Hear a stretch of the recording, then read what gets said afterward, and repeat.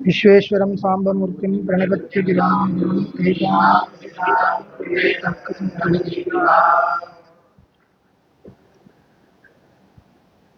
இப்போ சம்ஸ்கிருதத்தில் சொல்லணும். முதல் மங்களம் வேதபோதித கர்த்தவியதாகம் अलौकिक अविगीत शिष्टाचार विषयत्वात् दर्शादिवत् इति अनेन अनुमानेन मंगलस्य वेदबोधित कर्तव्यताकत्वम् अनुमीयते। तथा च मंगलाचरणस्य किं प्रयोजनम् इत्युक्ते समाप्तिरेव प्रयोजनम् इत्येवं मंगलसमाप्त्योः कार्यकारणभावस्य प्रतिपादकं वेदवाक्यम् अनुमीयते अनेन। वस्तुगत्या इदम् अनुमानं किमर्थम् इत्युक्ते वेदवाक्यस्य अनुमानाय। परन्तु वेदवाक्यमस्ति एवम् अनुमानप्रयोगः न भवति, किन्तु वेदबोधितकर्तव्यताकं मङ्गलम् इति अनुमीयते। तर्हि अस्मिन् अनुमाने मङ्गलं पक्षः, वेदबोधितकर्तव्यताकत्वं साध्यम्, अलौकिक अविगीतशिष्टाचारविषयत्वं हेतुः, दर्शादिवत् दर्शादिः दृष्टान्तः। प्रथमतः दृष्टान्ते हेतुसाध्ययोः समन्वयः कर्तव्यः। इत्युक्ते व्याप्तिः प्रदर्शनीया। व्याप्तिः नाम का? यत्र यत्र हेतुः तत्र तत्र साध्यम्, एवं व्याप्तिः वक्तव्या। तर्हि अत्र यत्र यत्र अलौकिक अविगीत शिष्टाचार विषयत्वं तत्र तत्र वेदबोधित कर्तव्यताकत्वम् इति अस्ति। इदं कुत्र दृश्यते दृष्टम् इत्युक्ते दृष्टान्ते प्रदर्शनीयम्। दर्शादिः दृष्टान्तः। दर्शयागः इति कश्चन यागः। तस्मिन् यागे अलौकिक अविगीत शिष्टाचार विषयत्वम् अस्ति। अलौकिकः अविगीतः च यः शिष्टाचारः तादृशशिष्टाचार विषयत्वम् इत्यर्थः। तत् दर्शादियागे अस्ति। कथम् अस्ति इत्युक्ते अलौकिकम् अलौकिकः अविगीतश्च यः शिष्टाचारः। अस्य अर्थः कः? लौकिकप्रमाणेन ग्रहीतुम् अशक्यः अलौकिकः, एवं अविगीतः अनिषिद्धः यः शिष्टाचारः तादृशशिष्टाचारविषयत्वं दर्शे अस्ति। वेदबोधितकर्तव्यताकत्वं च वर्तते। दर्शयागः वेदेन बोधितः, तस्मात् वेदबोधिता या कर्तव्यता तादृशकर्तव्यताकत्वं दर्शादियागे अस्ति इति कृत्वा हेतुरप्यस्ति साध्यमपि अस्ति इति तत्र समन्वयो भवति। इदानीं हेतुस्वरूपं परीक्ष्यते। हेतुः भवति अलौकिक अविगीत शिष्टाचार विषयत्वम्। अत्र एकः नियमः अस्ति, हेतुघटकदलानां व्यभिचारवारकतया सार्थक्यम्। हेतुघटकदलानां व्यभिचारवारकतया सार्थक्यम् इति। व्यभिचारः इत्युक्ते हेतोः कश्चन दोषः। साध्यं नास्ति परन्तु हेतुरस्ति, तर्हि व्यभिचारः इति उच्यते। साध्यं नास्ति हेतुरस्ति, एवं यदि भवति तर्हि व्यभिचारः इति उच्यते। किमर्थं सः दोषः इति चेत्, यदि व्यभिचारो भवति तर्हि व्याप्तिः नष्टा भवति, व्याप्तिः न भवति। किमर्थं? यत्र यत्र हेतुः तत्र तत्र साध्यम् इति अपेक्षते, तदानीमेव व्याप्तिः सिद्ध्यति। व्याप्तिं विना अनुमानं न प्रवर्तते। परन्तु कुत्रचित् अनुमाने साध्यं नास्ति परन्तु हेतुरस्ति इत्युक्ते यत्र यत्र हेतुः तत्र तत्र साध्यम् इति नियमस्य भङ्गः जातः। अतः व्यभिचारो भवति इत्युच्यते। अस्मिन् हेतौ यदा एकैकं दलं न निवेश्यते तदा व्यभिचारो भवति इति वक्तव्यम्। कथम् इति निरूप्यते। अस्मिन् हेतौ अलौकिकत्वं यदि न निवेश्यते तर्हि भोजनादौ व्यभिचारो भवति। कथम् इत्युक्ते साध्यं भवति वेदबोधितकर्तव्यताकत्वम् एतत् साध्यं भोजने नास्ति भोजनं वेदबोधितकर्तव्यताकं न अतः वेदबोधितकर्तव्यताकत्वरूपं यत् साध्यं तत् भोजने नास्ति परन्तु अविगीतशिष्टाचारविषयत्वं भोजने अस्ति हेतौ अलौकिकत्वं यदा न निवेश्यते तर्हि हेतोः स्वरूपं भवति अविगीतशिष्टाचारविषयत्वम् अयं हेतुः भोजने अस्ति भोजनं न निषिद्धं शिष्टाचारस्य विषयो भवति अतः अविगीतशिष्टाचारविषयत्वरूपः हेतुः भोजने अस्ति साध्यं नास्ति हेतुरस्ति अतः व्यभिचारः अस्य दोषस्य निवारणाय किं कर्तव्यम् अलौकिकत्वम् इति एकं विशेषणं दातव्यम् अलौकिकत्वम् अविगीतत्वम् इत्येतद्वयमपि शिष्टाचारस्य विशेषणम् अलौकिकः अविगीतश्च यः शिष्टाचारः तादृशशिष्टाचारविषयत्वम् इत्येव तत्र अभिप्रायः एतत् जातम् अनन्तरम्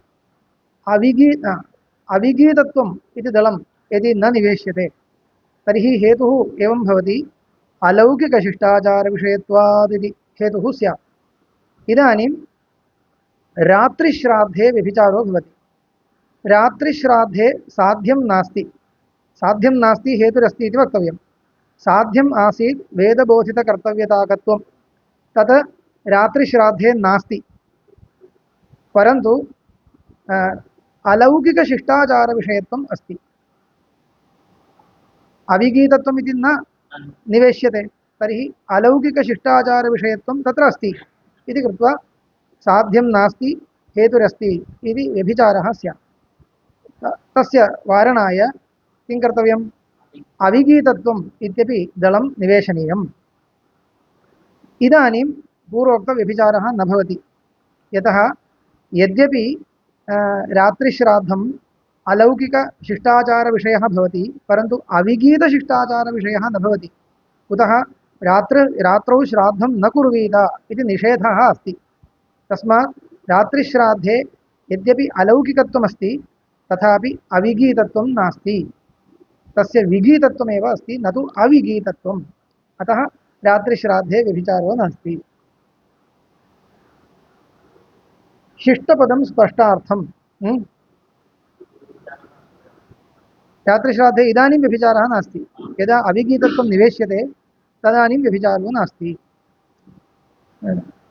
एवमेव जलताडनादौ व्यभिचारवारणाय शिष्टपदम् इति कैश्चित् उक्तं यतोहि जलताडने प्रयोजनं किमपि नास्ति इति कृत्वा अलौकिकत्वं वर्तते लोकसिद्धं प्रयोजनं नास्ति अतः अलौकिकत्वमस्ति अविगीतत्वं च वर्तते शिष्टाचारविषय आचारविषयत्वं च भवति अतः अलौकिक अविगीत आचारविषयत्वम् इत्येतावन्मात्रं हेतुः उच्यते चेत् जलताडने व्यभिचारो भवति तस्य वारणाय शिष्टपदं वक्तव्यं शिष्टाचारविषयत्वम् इति वक्तव्यम् इति कैश्चित् उक्तं तद् अनावश्यकम् इति एते वदन्ति किमर्थम् इत्युक्ते अविगीतपदेनैव तत्र व्यभिचारः वारयितुं शक्यते यतः जलताडनं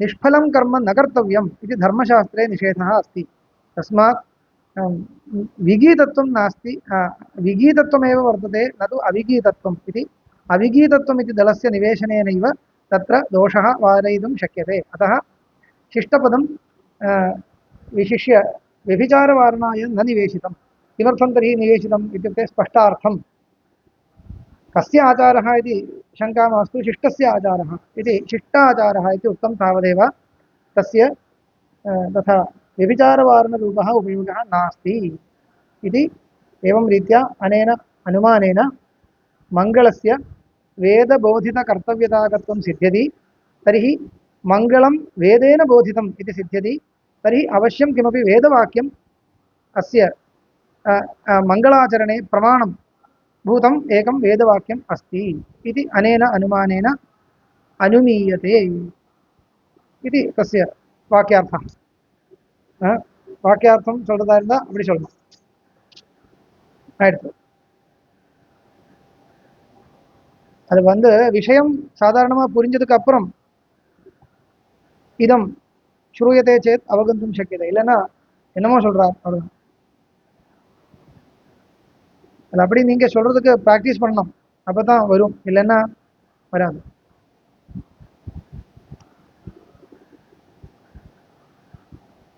மேலே படிக்கலாம். தர்க்கியந்தே பிரதிபாத்தியந்தே இது தர்க்காக திரவியாதி பதார்த்தாக தேஷாம் சங்கிரஹ சங்கேபேன ஸ்வரூபகதனம் கிரியதே இத்தியர்த்தः. இதெல்லாம் சுலபமாச்சு, எல்லா இடத்திலும் கிளேசம் இல்லை. இப்போ கொஞ்சம் கிளேசமாக இருந்தது, அந்த அனுமான பிரயோகம் வரும்பொழுது கொஞ்சம் கஷ்டமாக இருக்கும். இனிமேல் அவ்வளோ கஷ்டம் இல்லை. இப்போ என்ன சொல்ல போகிறார்னா, தர்க்க சங்கிரகா என்ற வார்த்தைக்கு அர்த்தம் சொல்கிறேன். தர்க்க சங்கிரகம்னா என்ன? அது ஒரு புக்கினுடைய பேரு நம்ம நினச்சிட்டு இருக்கோம், வாஸ்தவம் தான், இல்லைன்னு சொல்லலை. ஆனால் அந்த வார்த்தைக்கு என்ன அர்த்தம்? தர்க்க சங்கிரக பேர் வச்சிருக்கார் இல்லையா? ஏன் அப்படி பேர் வச்சிருக்கார்? அன்னம் பட்டர் தன்னுடைய கிரந்தத்துக்கு தர்க்க சங்கிரகம் ஏன் பேர் வச்சிருக்கார்? அதுக்கு ஒரு அர்த்தம் உண்டு. அதுக்கு விக்கிரகம் என்ன? தர்க்கானாம் சங்கிரகா தர்க்க சங்கிரகம். நம்ம நினைக்கிற மாதிரி இல்லை, அதனுடைய விக்கிரகம் தர்க்கானாம் சங்கிரகா தர்க்க சங்கிரகம். அப்படின்னா என்ன அர்த்தம்? தர்க்கானாம் பதார்த்தானாம் இத்தியர்த்தம். இங்க வந்து தர்க்க சப்தத்துக்கு தர்க்கம் பண்றது அந்த தர்க்கம் இல்லை, இங்க வந்து தர்க்க சப்தத்துக்கு பதார்த்தங்கள் அர்த்தம், சப்த பதார்த்தங்கள். அது எப்படி தர்க்க சப்தத்துக்கு பதார்த்தங்கள்னு எப்படி அர்த்தம் கிடைச்சது கேட்டா, அதுக்கு ஒரு விக்கிரகம் சொல்ற. தர்க்கியந்தே இது தர்க்கம், கர்ம வியுற்பத்தின்னு சொல்ற. ஒரே வார்த்தைக்கு பல விற்பத்திகள் வரலாம். ஆசனம் ஒரு பதம் இருக்கு, ஆசனே உபவிஷதி. இங்க சப்தமி விக்கிரகம் ஆசியதே அஸ்மின் இது ஆசனம். நீ எங்க உட்காரியோ அது ஆசனம். எங்க உட்கார போறதோ அது ஆசனம். ஆசியதே அஸ்மின், ஆசியதேன்னா உட்கார்றது, அஸ்மின் இது ஆசனம் அப்படி சொல்லலாம். அப்போ என்ன அர்த்தம்? ஆசன பதத்துக்கு அந்த பீடம் அர்த்தம், பீடம் அர்த்தம் கிடைக்கும். இன்னும் சொல்லலாம் ஆசியதே அனேனா இது ஆசனம், அப்ப அந்த சரீர பாகம்னு அர்த்தம் கிடைக்கும். எதனால நீ உட்கார்றியோ அந்த சரீர பாகம், அதுவும் ஆசனம்ன்ற பதத்துக்கு அர்த்தமா வரும். இன்னும் வந்து என்ன ஆஸ்தே, ஆஸ்தே இது ஆசனம் சொன்னா அந்த உட்கார்றது என்ற கிரியை, உட்கார்றது என்ற கிரியை அப்படின்னு கூட வரலாம், எல்லாமே வரலாம். இப்ப நயனம் இருக்கு இல்லையா? நயனம்னா என்ன? நேத்திரம். இதம் அஸ்ய கடஸ்ய தத்திர நயனம் கரோது. இப்ப என்ன அர்த்தம்? இல்ல இல்ல, அங்க கொண்டு போயிடுன்னு அர்த்தம். இந்த கடம் எடுத்துட்டு தத்திர நயது, நயது நீயதாம் அப்படி சொல்றது இல்லையா? நயது தத்திர நயது, புஸ்தகம் தத்திர நயது, நயது நான் பிரிச்சு சொல்றேன். நயனம் கரோது சொல்லலாம் இல்லையா? இப்ப நயனம் சொன்னா என்ன? கொண்டு போகிறதுன்னு அர்த்தம், அந்த கிரிய கிரிய இல்லையா? நயதி இது நயனம். இப்போ நயனம் கண்ணுன்னு எப்படி அர்த்தம் வருது? நீயதே அனேனா இது நயனம். எதனால நீ வஸ்துக்கள் அந்த வஸ்து எடுத்து கொண்டு போறதோ, கண்ணு இல்லைன்னா முன்னாடி போக முடியாது இல்லையா? நம்ம முன்னாடி போயிட்டு இருக்குன்னா கண்ணு இருக்கு, அதனால நீயதே நம்மளை அழிச்சுட்டு போறது எதனாலேயோ அது நயனம். நீயதே அனேன இது நயனம். இது என்ன? கர்மம், கரண வியுற்பத்தின்னு சொல்றது. அனேனா அந்த போகிறதுக்கு எது சாதனமா இருக்கோ அது நயனம். அப்படிலாம் விக்கிரகங்கள் வரலாம். பவதி பவதி, ஆனா அது யூசேஜ் இல்லை, அவ்வளவுதான். யூசேஜ் கூட பார்க்கணும் இல்லையா? ரூಢின்னு சொல்றது. சில வார்த்தைகளுக்கு பல அர்த்தங்கள் வரலாம், ஆனா அது அதனுடைய யூசேஜ் பார்த்துன்னு தான் நம்ம பிரயோகம் பண்ண முடியும். இப்போ கௌஹுன்னு சொல்றது இல்லையா? என்ன விற்பத்தி தெரியுமா? கச்சதி இது கௌஹு. கமு தாதுலிருந்து வந்த ரூபம் அது கௌ. எப்படி? கச்சதி இது கௌ. அப்ப போறதெல்லாம் கௌஹா, கௌன்னு சொல்ல முடியுமா? நம்மளும் போறது இல்லையா? வயமுக்கு கச்சாமா பரந்து காவஹா கச்சந்தின்னு சொல்லக்கூடாது இல்லையா? அது மட்டும் இல்ல, ஒரு கோவா இருந்தா அது எப்பொழுதும் போயிட்டே இருக்குமா? சில சமயத்துல நிக்கிறது இல்லையா? அப்ப திஷ்டந்தியாம் கவி பிரயோகம் நசியா, பிரயோகம் இருக்கு. அப்ப போகிறதா இல்லையான்னு பார்த்துட்டு இல்லை, அதை அந்த சப்தத்தினுடைய விற்பத்தி சொல்லும் பொழுது இப்படியெல்லாம் சொல்லுவாங்க. ஆனால் அதனுடைய யூசேஜ் கொஞ்சம் லோகத்தில் எப்படி இருக்குன்னு நம்மளே பார்த்து கண்டுபிடிக்கணும். அப்படிதான் பிராச்சீன பிரயோகம் இருக்கணும். மனுஷன் அர்த்தத்தில் கஷ்டித் புருஷா கச்சதி கௌஹு சொல்ல முடியுமா? முடியாது. ஏன்னா அது சிஷ்ட பிரயோகம் கிடையாது அந்த அர்த்தத்தில். அப்போ அது வேற. ஆனால் அந்த தாதுவிலிருந்து எப்படி அந்த பதம் டெரிவேட் பண்ணுறது, அது எப்படி வெளியில் எடுத்துட்டு வர்றது, அது அது வேறு. அது அந்நியச்ச பிரவருத்தி நிமித்தம், அந்நியத் விற்பத்தி நிமித்தம்னு சொல்லுவாங்க. பிரவருத்தி நிமித்தம் விற்பத்தி நிமித்தம் ரெண்டு இருக்கு பதத்துக்கு. இதெல்லாம் சாஸ்திரியமான விஷயங்கள். ஒவ்வொரு பதத்துக்கும் பிரவருத்தி நிமித்தம் வியுற்பத்தி நிமித்தம். என்ன தெரியுமா? வியுற்பத்தி நிமித்தம்னால் அதனுடைய எப்படி அந்த பதம் அந்த தாதுவில் இருந்து வந்தது அது காமிக்கிறது. வியுற்பத்தின்னு சொல்றது அந்த பதத்தினுடைய நிஷ்பத்தி. வியாகரணத்தில் சொல்றது இல்லையா, அந்த பதம் இந்த தாது அந்த பிரத்யம் எல்லாம் சேர்ந்து இப்படி வர்றது. அந்த வியுற்பத்தி சொல்லும் பொழுது கிடைக்கிற அர்த்தம் ஒரு விதமா இருக்கும். அந்த அர்த்தத்திலேயே அந்த பதத்தினுடைய யூசேஜ்னு சொல்ல முடியாது. அதுக்குதான் இப்ப உதாரணம் கொடுத்தேன். அப்ப எந்த அர்த்தத்தில் யூசேஜ் எப்படி தெரியுது? அதுதான் பிரவருத்தி நிமித்தம். அந்த பதத்தினுடைய பிரவருத்தின பிரயோகம், அந்த பதம் எப்படி நம்ம யூஸ் பண்றது. அப்ப லிட்டரரி மீனிங் சொல்றது இங்கிலீஷ்ல. லிட்டரரி மீனிங் வேற, யூசேஜ் வேற. லிட்டரரி மீனிங் வேற விதமா இருக்கும், அது யூசேஜ் இல்லை.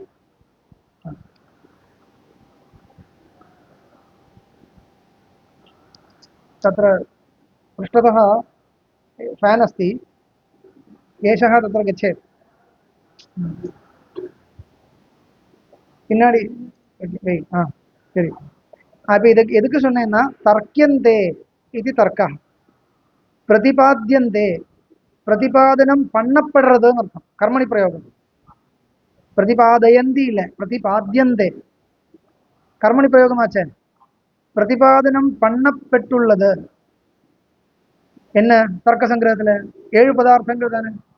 சுருக்கமா சொன்னா 7 விதமான பதார்த்தங்கள் உண்டு ஆரம்பிச்ச அவர் கடைசி வரைக்கும் போடல.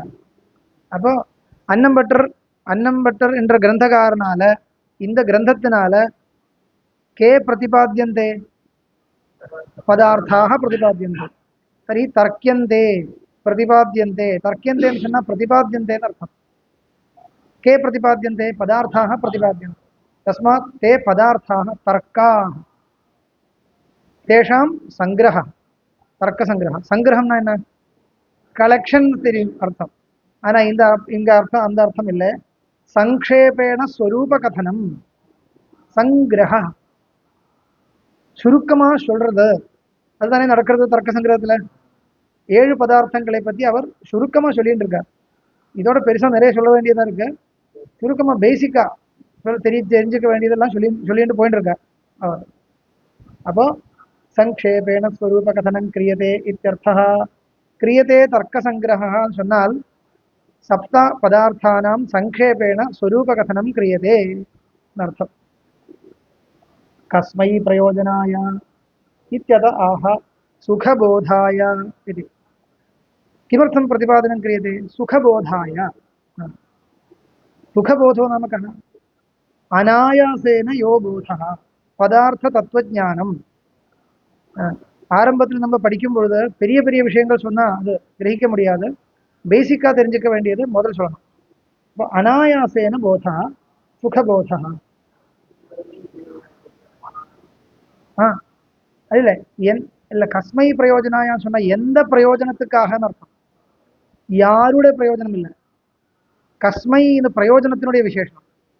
கஸ்மை பிரயோஜனாய எந்த பிரயோஜனத்துக்காக எதுக்காக சொல்றது இல்லையா.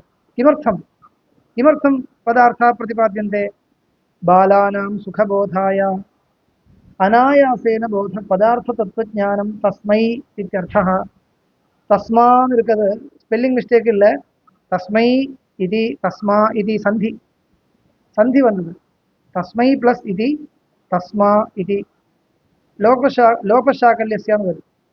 தஸ்மை பிளஸ் இதுன்னு சொன்னால் முதல்ல என்ன வரும்? தஸ்மாயிதின்னு வரும். வியாகரண ஸ்டூடெண்ட்ஸ் கிடையாதா?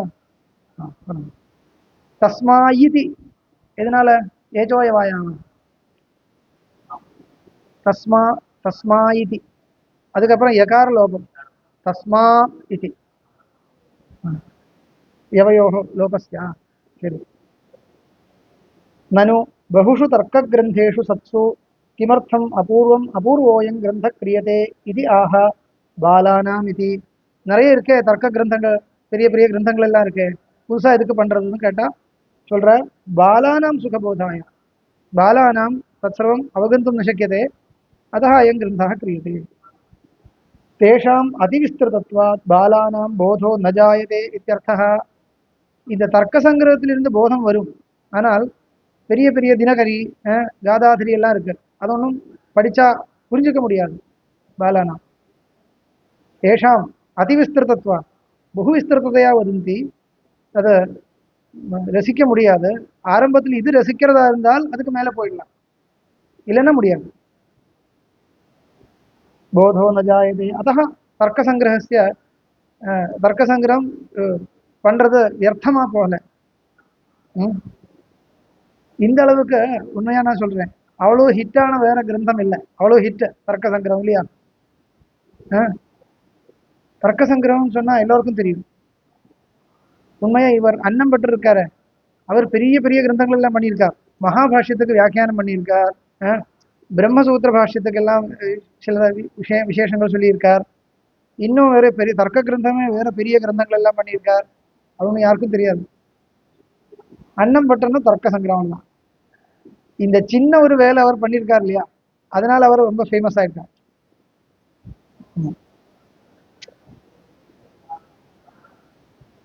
இப்ப பாலன்னா யாருன்னு கேட்டால் கிரகண தாரண படுர் பாலா.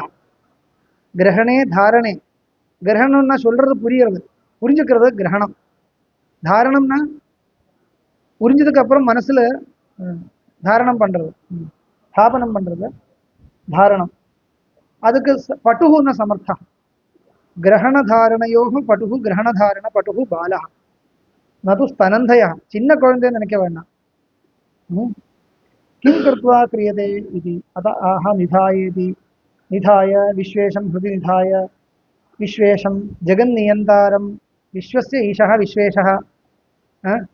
विश्वः विश्वं न जगत्, ईशः न नियामकः, जगत्ते परिपालनं पण्रवर विश्वेशः. तं मनसि निधाय हृदि निधाय नितरां स्थापयित्वा ध्यानं कृत्वा अर्थं सदा तद् ध्यानपरो भूत्वा इत्यर्थः. மனசுல வைக்கிறதுன்னு சொன்னா என்ன அர்த்தம்? மனசுல பகவானே வைக்கிறதுன்னு சொன்னா அப்படி வைக்க முடியுமா? தியாத்வா, மனசால தியானம் பண்ணிட்டேன்னு அர்த்தம்.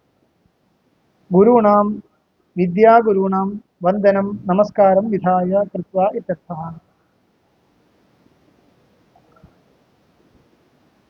எல்லோரையும் வந்தனம் பண்ணிட்டு இந்த பதார்த்த தத்துவஞானம் ஸ்வரூபேண சங்கேபேண स्वरूपकथनाय अयं ग्रन्थः क्रियते. स्वरूपकथनं क्रियते, पदार्थानां स्वरूपम् अत्र निर्दिश्यते इति. இதில் என்னன்னா, சாஸ்திரானாம் ஒரு சின்ன விஷயம் சொல்லி இன்னைக்கு முடிக்கிறேன். இப்போ அவ்வளோதான். இன்னைக்கு சாஸ்திரங்களுக்கு, சாஸ்திர கிரந்தங்கள்ல 3 விதமான இது இருக்குன்னு சொல்லுவாங்க. உத்தேசா லக்ஷணம் பரீட்சா. தெரியுமா? உத்தேசா லக்ஷணம் பரீட்சா 3 விதமா இருக்கணும். உத்தேசகான்னு சொன்னா சங்கேபேண பதார்த்த நாம்னா வஸ்து சங்கீர்த்தனம் உத்தேசா, அதுதான் முக்கியமா இங்க நடந்துட்டு இருக்கு. லட்சணமும் இருக்குதுல்ல, ஓரளவுக்கு லட்சணங்கள் சொல்லப்பட்டிருக்கு, அதோட பரீட்சா கிடையாது. லட்சணம் சொன்னா என்ன? அசாதாரண தர்மோ லட்சணம். எல்லாத்துக்குமே லட்சணம் சொல்லியிருக்கார். ரூபரஹித ஸ்பர்ஷவான் வாயு கந்தவதி பிருத்திவி, லட்சணம் தானே. அதுக்கப்புறம் பரீட்சை பண்றதுன்னா என்ன அர்த்தம்? பரீட்சைன்னு சொன்னா என்ன? தீபிகாயம் கிஞ்சித் அஸ்தி, அந்த சொன்ன லட்சணம் சரியா தப்பான்றது நிரூபணம் பண்றது. பிரமாணம் என்னன்னு கேட்டு அதில் பதில் கொடுத்து அதுக்கப்புறம் திருப்பி மேல கேள்வி, அதுக்கப்புறம் பதில், அந்த மாதிரி போறதுக்கு என்ன சொல்றது? பரீட்சான்னு பேர். தர்க்க சங்கிரகத்தில் வந்து பரீட்சா கிடையாது, உத்தேசா லட்சணம், அவ்வளவுதான் இருக்கு. அதுக்கப்புறம் வந்த வியாக்கியானங்கள் தீபிகையில சொல்லுவார், அதுக்கப்புறம் மேல சொல்லுவார், அதுக்கப்புறம் போயிட்டே இருக்கும் அப்படி. அந்த மாதிரி இருக்கு. சரி, இன்னைக்கு இப்போ அவ்வளோதான். கொஞ்சம் லேட் ஆயிடுச்சு இல்லையா ஆரம்பிச்சிருக்கலாம். ம். விஸ்வேஸ்வரம் சாந்தமூர்த்தி